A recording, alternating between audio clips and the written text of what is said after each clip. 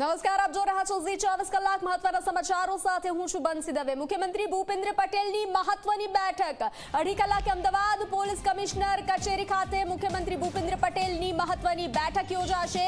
ચંડોળામાં હાથ ધરાયેલી કામગીરીની સ્થિતિની સમીક્ષા કરશે સીએમ ભૂપેન્દ્ર પટેલ। જે રીતે મિની બાંગ્લાદેશ પર દાદાનું બુલડોઝર ફરી વળ્યું છે, તહેસ નહેસ કરવામાં આવી રહ્યું છે મિની બાંગ્લાદેશ અમદાવાદમાં, તો તેને લઈ અને મહત્વની બેઠક મુખ્યમંત્રી ભૂપેન્દ્ર પટેલ કમિશનર કચેરી ખાતે કરશે। 2.5 કલાકે અમદાવાદ પોલીસ કમિશનર કચેરી ખાતે મહત્વની બેઠક ચંડોળામાં હાથ ધરાયેલી કામગીરીની મુખ્યમંત્રી સમીક્ષા કરશે। તો હાલ ગઈકાલે રાતથી તૈયારીઓ હાથ ધરવામાં આવી હતી, પૂરી ટીમ ખડકી દેવામાં આવી હતી, અનેક બુલડોઝરો અને પોલીસ જવાનો તૈનાત હતા। હાલ અમદાવાદમાં પણ ફૂલ પોલીસ બંદોબસ્ત ગોઠવવામાં આવ્યો છે, કોઈ અનિચ્છનીય ઘટના ન ઘટે તે માટે પોલીસ સતર્ક છે। ત્યારે 2.5 કલાકે અમદાવાદ પોલીસના કમિશનર કચેરીએ મુખ્યમંત્રી ભૂપેન્દ્ર પટેલની મહત્વની બેઠક મળવા જઈ રહી છે। વધુ વિગતો સાથે સંવાદદાતા હિતલ જોડાઈ ચૂક્યા છે। હિતલ, મહત્વની બેઠક 2.5 કલાકે સીએમ ભૂપેન્દ્ર પટેલ કમિશનર કચેરી ખાતે।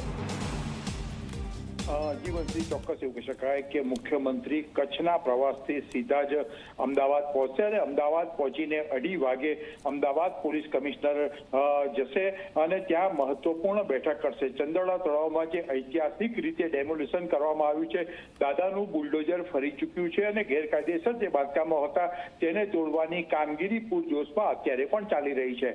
ત્યારે સ્વાભાવિક છે કે આ મહત્વપૂર્ણ ઘટના સંદર્ભમાં આ બેઠક યોજાશે। તેમાં જે પ્રકારે ડેમોલિશન કરવામાં આવ્યું છે એ ડેમોલિશનની સમીક્ષા મુખ્યમંત્રી દ્વારા કરવામાં આવશે। આ બેઠકમાં મુખ્યમંત્રી ઉપરાંત ગૃહ રાજ્યમંત્રી હર્ષ સંઘવી, પોલીસ કમિશનર અને રાજ્યના પોલીસ વડા સહિતના ઉચ્ચ અધિકારીઓ પણ હાજર રહેશે। સ્વાભાવિક છે કે આ ઘટના ડેમોલિશન કર્યા પછી બીજો કોઈ અનિચ્છનીય બનાવ ન બને, કાયદો વ્યવસ્થાની પરિસ્થિતિ અને ક્યાંક ને ક્યાંક ક્યાંય પણ કોઈ ગુનેગારો હોય તો તેમને બક્ષવામાં ન આવે અને બાંગ્લાદેશી જે લોકો ચંડોળા તળાવની આસપાસ રહેતા હતા તેનું વેરિફિકેશન કરીને તાત્કાલિક અસરથી તેમને પણ અહીંથી ગુજરાતમાંથી અને દેશમાંથી મોકલી દેવાની જે કામગીરી ચાલી રહી છે તેની પણ આ બેઠકમાં સમીક્ષા કરવામાં આવે તેવી શક્યતાઓ જોવામાં આવી રહી છે।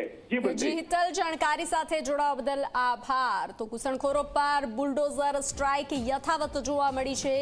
વર્ષોથી પડાવેલી જમીન એક પ્રહારથી ખાલી કરવામાં આવી છે।